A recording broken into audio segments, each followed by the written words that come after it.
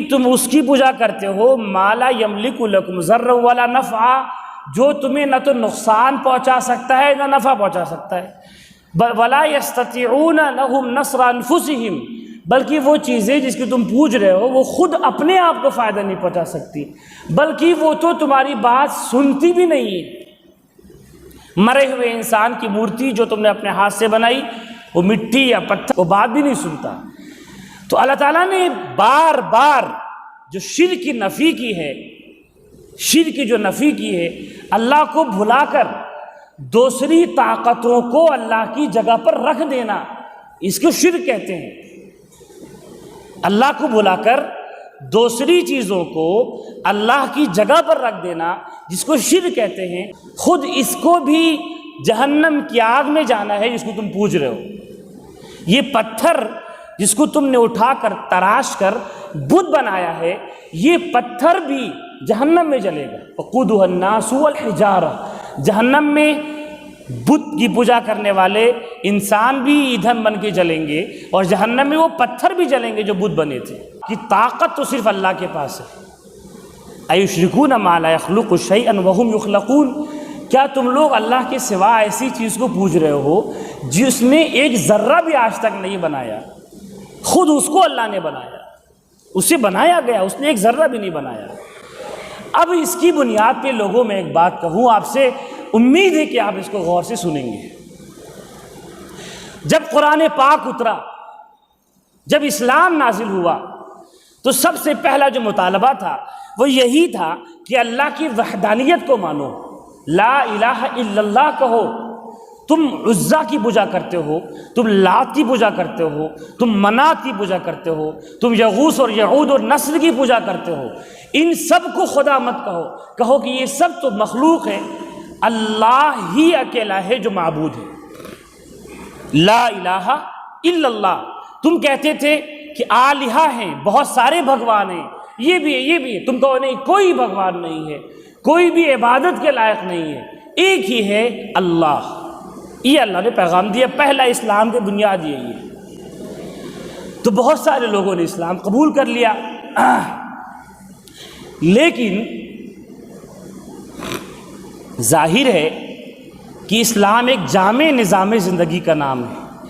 اسلام ہم سے صرف کچھ کہلوانا ہی نہیں چاہتا، اسلام ہم سے صرف اس بات کا تقاضا نہیں کر رہا ہے کہ ہم کسی چیز کو بس مان بیٹھیں اور پھر زندگی اپنے نہج پر اپنے طریقے پر گزار دیں۔ اسلام اتنے چھوٹے سے پیغام کا نام نہیں ہے کہ بھائی تم نے اللہ کو ایک مان لیا، اب جو چاہے کرو۔ بھائی ہم تو اللہ کو ایک مانتے ہیں، اب ہم زنا بھی کریں گے، اب گناہ کریں گے ہر قسم کے۔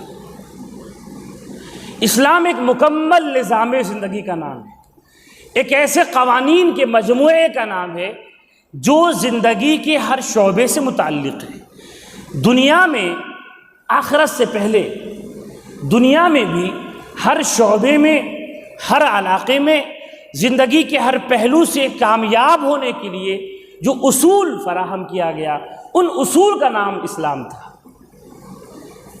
ظاہر ہے اسلام جب آیا تو وہ حق تھا، اور اسلام کے علاوہ جو کچھ تھا وہ باطل تھا، اور اللہ کا ضابطہ ہے کہ حق کو بلند کرنا ہے، باطل کو اور غلط کو ختم کرنا ہے۔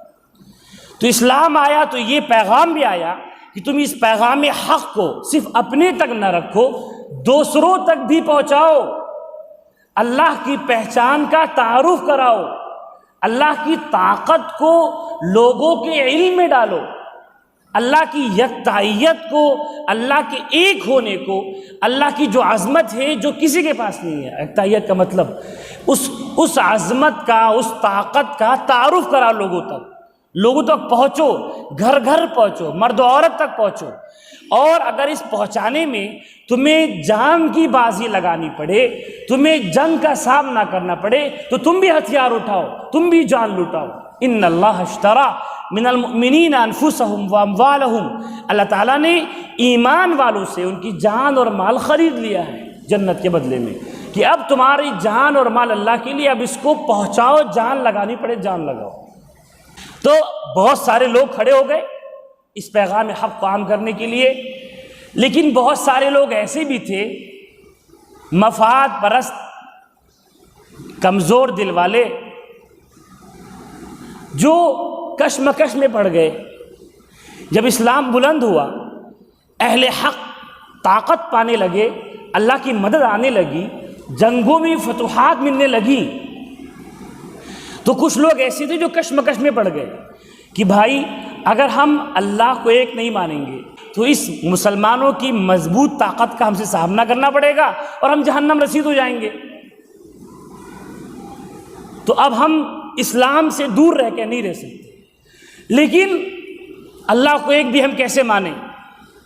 ہمیں اسلام پسند نہیں ہے، ہم اللہ کو ایک نہیں مان پا رہے۔ تو کچھ ایک طبقہ ایسا تھا جو کشمکش میں پڑ گیا، تو اس نے دیکھا کہ بھائی ہمیں تو چاہیے دنیا، آخرت کہاں کچھ ہے، اب دنیا بچانے کے لیے جان بچے تو لاکھوں پائے، بھائی جان بچے گی تبھی تو دنیا سے مزے کریں گے، جان نہیں بچے گی تو سب ختم۔ دیکھیے ابھی جان کی قیمت نظر آ رہی ہے، تو انسان قید میں رہنا گوارا کرے گا؟ کسی کو کہہ دیا جائے کہ بھائی تمہیں سزا دی جا رہی ہے، سزا یہ دی جا رہی ہے کہ تمہیں مار ڈالا جائے گا، لیکن ایسے مار ڈالیں گے کہ تکلیف نہیں دیں گے، کوئی ایسی گولی لگائیں گے بس 1 سیکنڈ میں تمہاری جان نکل جائے گی، ایسی گولی ماریں گے، تڑپا کے نہیں ماریں گے۔ تمہیں یہ سزا چاہیے یا یہ بتاؤ کہ تمہاری جان تو نہیں ماریں گے لیکن 10 سال قید بامشقت میں رکھیں گے، 10 سال تم جیل میں رہو گے لیکن 10 سال تمہارے لیے بہت بھاری پڑیں گے، تم سے کام کروایا جائے گا، تمہیں پیٹا جائے گا، تمہیں ذلیل کیا جائے گا، تمہیں تکلیفیں دی جائیں گی۔ تو انسان یہی کہے گا کہ بھائی 10 سال تکلیف کے مجھے برداشت ہے، کیونکہ زندگی تو ملے گی، کیا پتہ 10 سال بعد میں مزے کروں، یہ ابھی مر جاؤں گا تو کچھ نہیں ملے گا۔ تو ان لوگوں نے فیصلہ کیا کہ جان بچے گی تو بہت کچھ بچے گا، دیکھا جائے گا جو ہوگا، ابھی تو اسلام کی فتح ہو رہی ہے، ہم نہیں اسلام لائیں گے تو مارے جائیں گے۔ ایسے لوگوں کو منافق کہتے۔ اللہ تعالیٰ نے قرآن میں فرمایا اذا جاءک المنافقون قالوا نشہد انک لرسول اللہ۔ تو جو معاشرے میں ایسے لوگ تھے، لوگوں جو ایسے کشمکش والے ڈاواں ڈول عقیدے والے جو لوگ تھے، جو محض دنیا چاہتے تھے، جو اسلام سے لڑنا بھی نہیں چاہتے تھے، برملا کافر بھی نہیں ہونا چاہتے تھے کہ ہمیں مارا جانا پڑے گا، تو ایسے لوگوں نے دھڑا دھڑ اسلام قبول کرنا شروع کر دیا، دھڑا دھڑ کلمے پڑھنے شروع کر دیے۔ میں امید پھر سے کر رہا ہوں کہ آپ باتیں غور سے سن رہے ہوں گے۔ فوج در فوج، جوق در جوق لوگ اسلام لانے لگے، ایسے لوگ بھی ہزاروں ہزار کی تعداد میں اسلام کلمہ پڑھنے لگے۔ اللہ نے فرمایا اپنے حبیب صلی اللہ علیہ وسلم سے اذا جاءک المنافقون قالوا نشہد انک لرسول اللہ، کہ کچھ لوگ تمہارے پاس آئیں گے جو قسمیں کھا کر کہیں گے، مضبوطی سے کہیں گے، قسم کھا کے کہیں گے کہ ہم اسلام کو سچا مانتے ہیں، اللہ کو ایک مانتے ہیں اور آپ کو اللہ کے رسول مانتے ہیں، ہم اس بات کی گواہی دیتے ہیں اس بات کی۔ کچھ ایسے لوگ آئیں گے، آپ سن لیجئے، اللہ یہ گواہی دیتا ہے کہ ایسے لوگ جھوٹے ہیں، اللہ یہ گواہی دیتا ہے ایسے لوگ جھوٹے ہیں۔ کچھ لوگ آئیں گے جو بولیں گے قسمیں کھا کر کے کہ ہم اسلام لے آئے، لیکن وہ جھوٹے ہیں۔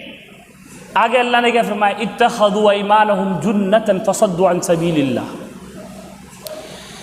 وہ لوگ جو قسمیں کھا کھا کر یہ بول رہے کہ ہم مسلمان ہیں، ان کا مقصد اسلام قبول کرنا نہیں، وہ دراصل آخرت پر ایمان نہیں لا رہے، وہ جزا و سزا پر یقین نہیں رکھ رہے، ان کا مقصد قسمیں کھا کر کے اپنی جان بچانا ہے۔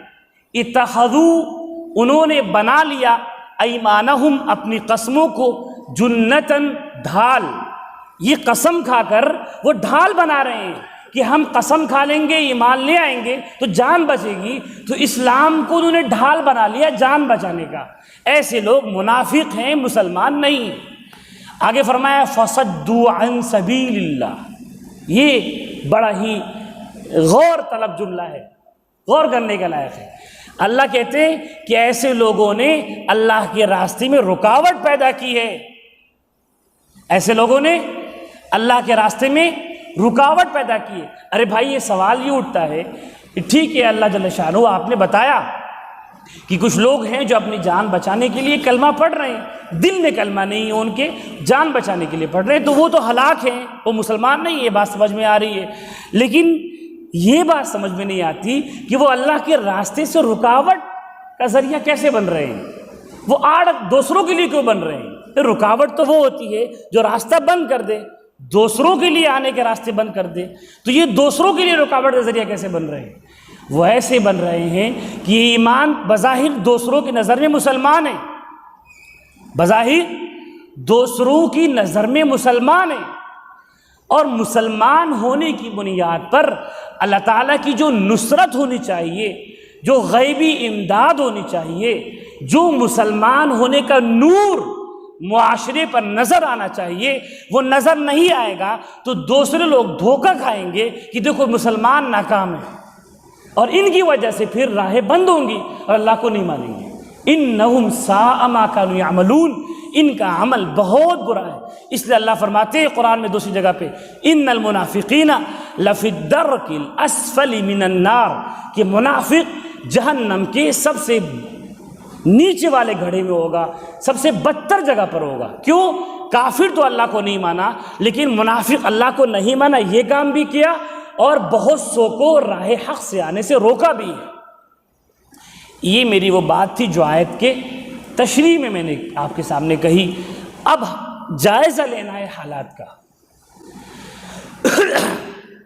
نبی پاک صلی اللہ علیہ وسلم نے ارشاد فرمایا کہ جب معاشرے میں فحاشی پھیلے گی، زنا پھیلے گا، بے پردگی پھیلے گی، شہوت کا بازار گرم ہوگا، جسم کا بازار لگے گا، تو ایسی بیماریوں میں اللہ تمہیں ملوث کرے گا جس کا تم نے کبھی نام بھی نہیں سنا ہوگا، جس کا تم نے کبھی نام بھی نہیں سنا ہوگا۔ آج آپ دیکھ لیجئے کہ دنیا بھر میں جتنی فحاشی عام ہے، دنیا میں کیا، اپنے ارد گرد دیکھیے، اپنے گھر میں دیکھیے، حیرت سے انسان انگشت بدندہ ہے، اپنی بچیاں محفوظ نہیں، اپنی بہنیں محفوظ نہیں، گھر کے افراد محفوظ نہیں، اور اس سے زیادہ بڑی حیرت کی بات ہے کہ اس پر افسوس نہیں اور اس کو ختم کرنے کے لیے کوئی اقدام نہیں۔ موبائل میں گندی پورن فلمیں دیکھی جا رہی ہیں، دھڑلے سے دیکھی جا رہی ہیں۔ شاید ہی کوئی بالغ ایسا بچا ہو، بلکہ اب تو نابالغ بھی اس لائن میں کھڑے ہیں جو گندی فلمیں نہ دیکھتا ہو، جو جسمانی معاملات کی فلمیں نہ دیکھتا ہو۔ شاید ہی کوئی ایسا بچا ہو جو لڑکیوں سے ناجائز تعلقات قائم کرنے کی کوشش میں نہ لگا ہو۔ شاید ہی کچھ لوگ ایسے بچے ہوں معاشرے میں جو کسی نہ کسی بری گندی عادت میں ملوث نہ ہو، بے پردگی نہ کرتے ہوں، ننگی تصویریں دیکھنے کا شوق نہ رکھتے ہوں۔ ایسے لوگ معاشرے میں بہت کم بچے ہیں، بلکہ اب تو ایسا ہے کہ اپنی بیٹیوں کے بارے میں خبر ہے کہ میری بیٹی غلط لباس پہنتی ہے۔ بھائی کوئی لڑکی میرے سامنے سے گزرے ایسا لباس پرکشش پہن کر، کھلا پہن کر، تو میری بھی نظر جائے گی، میرے اندر کا شیطان بھی کہے گا کہ دیکھو اسے، چاہے میں نہ دیکھوں کیونکہ میں نے اللہ کی بات مانی، تو آخر کیوں میری بچی پہ نظر نہیں جائے گی؟ ایسا تو ہوتا رہا ہے 20 سال سے۔ یہ 20 سال پہلے بھی یونیورسٹیز میں اور انگریزی کالجوں میں ہوتا تھا کہ باپ اپنی لڑکیوں، اپنی بچی کو کار سے یونیورسٹی یا کالج کے گیٹ پر چھوڑ کے آتا تھا کلاس جوائن کرنے کے لیے، اور یہ دیکھتا تھا کہ کچھ اوباش لڑکے، سگریٹ پینے والے، چرسی اور اس طرح کے لڑکے گندی نظریں بیٹی پہ ڈال رہے ہیں، وہ گیٹ سے اتار کر بیٹی کو چل دیتا تھا۔ نئے معاشرے، مغربیت اور جو یہ دنیا کی جو گندی روشنی ہے، جو ویسٹرن کلچر ہے، اپنے آپ کو اپ گریڈ، ایجوکیٹڈ، ماڈرن ثابت کرنے کا جو جذبہ ہے، وہ انسان کو یہاں تک لے آیا کہ اپنی بیٹیوں کو شیطانوں کے حوالے کرنے پر، جسموں کو نوچ کھانے والے لوگوں کے حوالے کر رہا ہے خوشی سے۔ یہ 20 سال پہلے ہوتا تھا۔ آج تو لوگ بخوبی جانتے ہیں بہت سارے لوگ کہ میری بیٹی کے فلاں لڑکے سے متعین طور پہ ناجائز بات چیت کم از کم ہے، کوئی پیشانی پہ شکن نہیں آتی۔ میں نے خود ایسے لوگوں کو بولا ہے کہ اپنی لڑکی کو سنبھال لیجئے، موقع پر بولا ہے، مسکرا کے رہ گئے وہ لوگ، مسکرا کے رہ گئے وہ لوگ۔ جب معاشرہ اتنی زیادہ تباہی پہ آئے گا تو کیا اللہ کی طرف سے مدد آئے گی؟ ہرگز نہیں آئے گی۔ مجھے تو بہرحال بات کو گھما کر یہاں پہ لے کر آنا ہے کہ دیکھیے اس وقت اللہ کی نظر میں سچے لوگ بہت کم ہیں۔ ہم نے جو کلمہ پڑھا ہے دراصل دل سے نہیں پڑھا ہے۔ آپ ذرا غور کر کے دیکھیے، میں بار بار یہ مہینوں سے باتیں کہہ رہا ہوں کہ ہم لوگ جو نماز بھی پڑھتے ہیں کیا سچی نماز پڑھتے ہیں؟ حضرت معاذ بن جبل رضی اللہ تعالیٰ عنہ بہت بڑے صحابی ہیں، ابھی 2 ہفتے پہلے میں نے کہا یا پچھلے ہفتے تذکرہ کیا تھا، حضور نے فرمایا کہ لوگوں قرآن 4 لوگوں سے سیکھو۔ صحابہ تو سارے بڑے علم والے، لیکن صحابہ کو حضور کہہ رہے ہیں کہ قرآن کا علم چاہیے تو 4 سے سیکھو۔ اور بھی بڑے صحابہ تھے لیکن ان پہ دیگر ذمہ داریاں تھیں، لیکن 4 لوگوں کو دین کے تعلیم کے لیے حضور نے خاص کیا۔ کون 4 لوگوں سے؟ عبداللہ ابن مسعود سے، ابی ابن کعب سے، معاذ ابن جبل سے اور حضرت سالم مولا حذیفہ سے۔ تو حضرت معاذ ابن جبل بڑے صحابی ہے کہ بعد میں نے پہلے بتایا تھا، حضور نے فرمایا کہ سب سے زیادہ وراثت کے مسائل جاننے والا زید بن ثابت ہے اور سب سے زیادہ مسئلے جاننے والا معاذ بن جبل ہے رضی اللہ عنہ، جوان آدمی 18 سال کی عمر کی۔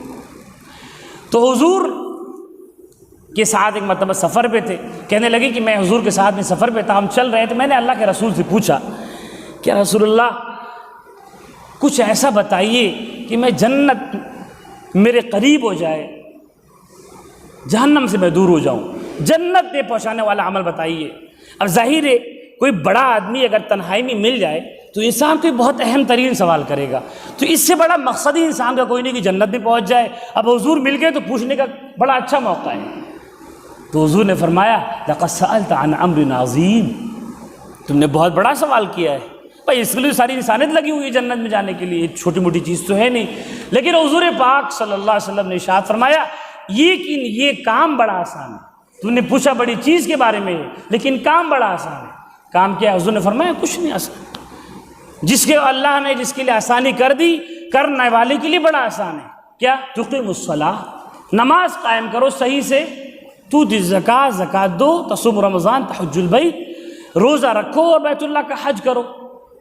یہ اب دیکھیے کہ یہی چاروں چیزیں ہیں، یہی سب سے بڑی وہ چیز جنت میں لے جانے والی، اور آج مسلمانوں کا ایک بہت بڑا طبقہ یہ ساری چیزیں کر رہا ہے، لیکن جنت کیا بظاہر جو کچے مسلمانوں کو جو غیبی امداد آتی وہ بھی نہیں آ رہی ہے۔ اس بیماری کی میں بات نہیں کر رہا ہوں، یہ تو چھوٹی چیز ہے، یہ تو چھوٹی چیز ہے، جان پہ حملے، ایمان پہ حملے بڑی چیز ہیں۔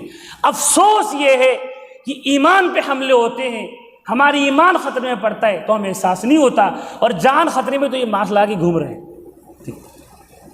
افسوس اس پر ہے۔ اللہ ناراض ہے تو چہرے پہ برقع نہیں پڑ رہا ہے، اللہ ناراض ہے تو ہم بچاؤ نہیں کر رہے، لیکن جسم پہ خطرہ ہے تو ماسک لگا رہے ہیں۔ غور کرنے کی ضرورت ہے، کیا ہم منافقین کی فہرست میں نہیں؟ اپنے عمل کو جانچیے، ہماری نماز ہی اس طریقے پہ نہیں ہے۔ بہرحال حدیث آگے سناؤں، حضرت معاذ نے فرمایا رسول اللہ، پھر حضور خود بول پڑے، حضور نے دیکھا کہ تو سب کے لیے آسان، یہ تو کرے گا ہی۔ فرمایا الا ادلک علی رأس الامر کلی، کیا میں اس کی بھی بنیاد بتاؤں؟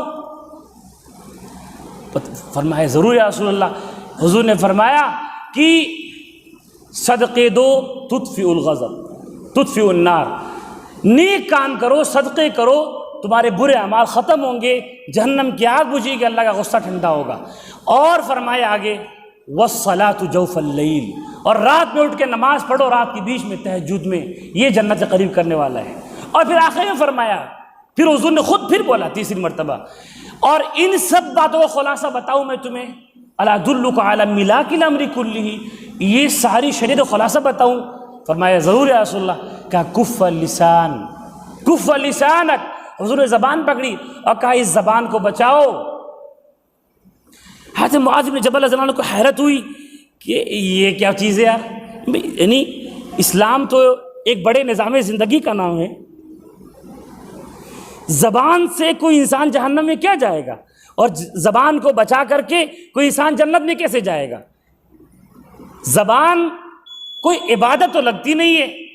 تو حضرت معاذ علیہ بول پڑے کہ اللہ کے رسول اِنَّا نُؤَاخَذُ بِمَا نَتَكَلَّمُ بِهِ، کیا ہم جو بولتے ہیں اس پہ پکڑے جائیں گے؟ یہ تو بہت چھوٹی چیز ہے۔ فرمایا ثقلت کا امک یا معاذ، معاذ تم تو بڑے عالم ہو، ارے تیرا ناس تو یہ بھی نہیں سمجھ رہا ہے، تم تو بڑے، تم سے یہ امید نہیں تھی۔ حضور نے ایسا بولا تیرا ناس ہو، تیری ماں مر جائے، یعنی ایک عربی میں بولتے تھے تیرا ناس ہو تو یہ بھی نہیں سمجھ، تیرا جیسا آدمی نہیں سمجھ رہا ہے۔ فرمایا کہ هل يكب الناس في النار على مناخرهم الا حصائد السنتهم، ارے لوگ جہنم میں منہ بل گھسیٹ کر پھینکے ہی جائیں گے زبان کی وجہ سے۔ اب اس ساری بات کا خلاصہ سنیے، ہماری زبان ہمیں دھوکے میں نہیں ڈال رہی ہے، ہماری نماز دھوکے میں ڈال رہی ہے، یہ سبحان اللہ ہمارے منہ سے نکلا ہوا ہمیں جہنم میں لے جا رہا ہے۔ بھائیوں کیسے؟ میں پہلے بتایا تھا 2 سال پہلے رمضان میں رابعہ بصریہ رحمۃ اللہ علیہ کا ایک قول جو حدیث کی کتابوں میں مذکور ہے، انہوں نے فرمایا، ابھی مجھے 2 دن پہلے فون آیا ممبئی سے، ایک کوئی کہنے لگا مجھے یہ اسی بیماری کو لے کر کے کہ ہر طرف دعا ہو رہی ہے، بہت اللہ سے دعا ہو رہی ہے، بڑا لوگ رو رہے ہیں، دیکھو اللہ کی رحمت کب آتی ہے۔ میں نے رے یہ بول مت دینا بھائی، میں نے ان سے بہت سختی سے بولا، آپ ہرگز ہی مت کہو کہ اللہ کی رحمت نہیں آ رہی ہے، اس سے یہ شبہ پیدا ہو رہا ہے، اور آپ یہی کہنا چاہ رہے ہو کہ لوگ تو رجوع کر رہے ہیں اللہ کی رحمت نہیں آ رہی ہے، اگر میرا بس چلتا تو میں مار دیتا۔ کم بخت کہیں کہ اللہ سے شکایت کہ اللہ رحم نہیں کر رہے۔ ارے بھائی آپ قربان جائیے اللہ کے رحمت پر، کتنے سارے گناہ کر دیے ہم نے، اللہ کا عذاب نہیں آیا ہوا ہے اب تک، ایک عذاب امت اسلامیہ پر نہیں آیا ہوا ہے، یہ تو عمومی عذاب ہے جو سب پر آیا ہوا ہے، یہ فحاشی کی وجہ سے، اس کا کوئی ایک آدمی سبب نہیں ہے۔ ایک آدمی بڑے عالم گجرات کے، وہ بہت مشہور ہیں، وہ بیان میں کہنے لگے، کچھ لوگ تو بیان صرف چلانے کے لیے کہنے لگے کہ فلاں جگہ ایک لڑکی سے ظلم ہوا، اس کی وجہ سے اللہ تعالیٰ نے ساری دنیا پر عذاب نازل کر دیا۔ ارے کم بخت تیرے منہ میں ناس ہو، کیا سکھا رہے لوگوں کو، کیا سکھا رہے ہیں لوگ ممبر سے؟ یہ ایک آدمی کا گناہ نہیں ہے بھائی، ایک آدمی سے ایک لڑکی پہ ظلم ہو سارے انسانیت پہ آئے گا؟ تو ہزاروں لڑکی پہ ظلم ہو رہا، فلسطین میں وہاں تو نہیں بولا، شام میں وہاں تو نہیں بولا، یہ عمومی گناہ ہے، فحاشی کا، زنا کو عام کرنے کا، گانے سننے کا، اس کو نہیں بولا جا رہا ہے، اس کو نہیں ٹوکا جا رہا ہے، اس لیے عمومی عذاب بھی آ رہا ہے۔ مسلمان اور غیر مسلم کا فرق نہیں ہے۔ وَاتَّقُوا فِتْنَةً لَا تُصِيبَنَّ الَّذِينَ ظَلَمُوا مِنكُمْ خَاصَّةً، اللہ نے فرمایا ڈرو اس آزمائش سے جو صرف ظالم کو نہیں آئے گی، سب پر آئے گی۔ یہ آزمائش کون سی ہے؟ وہ ایسا گناہ جس کا تعلق عموم سے ہو، سماج سے ہو۔ جو حق والے لوگ تھے انہوں نے بولنا چھوڑ دیا، وہ گناہ گار تو گناہ کر ہی رہا تھا، تو یہ مت بولو۔ تو وہ ممبئی والے کہنے لگے کہ بڑے بڑے رحمت کی دعا ہو رہی ہے۔ میں نے بولا کہ ارے بھائی تراویح لوگ نہیں پڑھ رہے ہیں، اللہ کے لیے نماز نہیں پڑھ رہے، سجدے بھی جھوٹے ہیں ہمارے، کیسے بول رہے ہو دعا ہو رہی ہے؟ رابعہ بصری نے کہا تھا استغفارنا فی حاجت الی استغفار، کتنی بڑی بات کہ رابعہ بصری رحمۃ اللہ علیہ، انہوں نے کہا ہمارا توبہ بھی توبہ کا محتاج ہے، اگر ہمارے پاس 999 گناہ نامہ اعمال میں لکھے ہوئے ہیں اور ہم نے توبہ مانگا ہے ہمارے جیسے مسلمان نے، تو اس توبہ کی وجہ سے 999 گناہ 1000 ہو گیا، وہ ایک بھی ایک گناہ ہے۔ کیوں؟ یہ توبہ بھی دکھاوا ہے، نفس کے ساتھ دھوکا ہے۔ میں نے کہا تھا منافقین والی بات، کلمہ پڑھ کے بچانا چاہتے ہیں ہم لوگ بھی، اللہ کی قسم کھا کے میں ممبر سے کہتا ہوں جو ہوگا میں دیکھ لوں گا، میں قسم کھا کے کہتا ہوں ہماری نمازیں، ہم جو نمازی کچے ہیں ان کی بات ہے، باقی لوگ تو بات بھی نہیں، ہماری نمازیں، ہمارے نیک کام ہمیں حقیقت خداوندی سے دور رکھ رہی ہے۔ ہمیں لگ رہا ہے کہ ہم سچے مسلمان ہیں، نہیں ہے، یہ بھی ایک دھوکہ ہے۔ ہمارا توبہ بھی سچی توبہ کا محتاج ہے۔ خدا کی قسم دکھاوے کے لیے 20 رکعت پڑھنے سے بہتر ہے ایک بار اللہ کو پیار سے آپ بلا دیجئے، اللہ بلا لیجئے تو اللہ۔ تو لوگوں اس وقت ضرورت ہے سچی طلب کی۔ اللہ کو کچی چیزیں پسند نہیں ہیں، اللہ کو کچرے پسند نہیں ہیں، اللہ کو مغز چاہیے، سچی دعائیں نہیں ہیں، دکھانے کے لیے دعائیں ہیں۔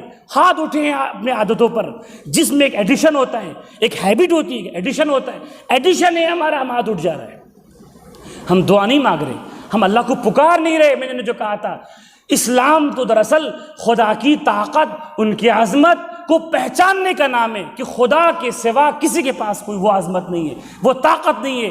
وَعَلَى اللَّهِ فَلْيَتَوَكَّلِ الْمُؤْمِنُونَ. اللہ کو اپنا ذمہ دار بناؤ، کارساز سمجھو اللہ کو. ہم نے چیزوں کو سمجھا ہے.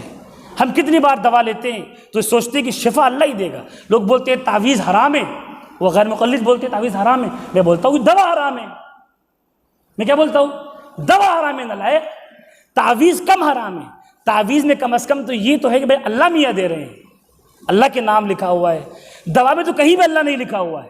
اگرچہ میں سمجھانے کے لیے بولتا ہوں کہ دوا میں ہمارا عقیدہ زیادہ خراب ہے بنسبت تعویذ کے. تو لوگوں سچی طلب پیدا کیجیے.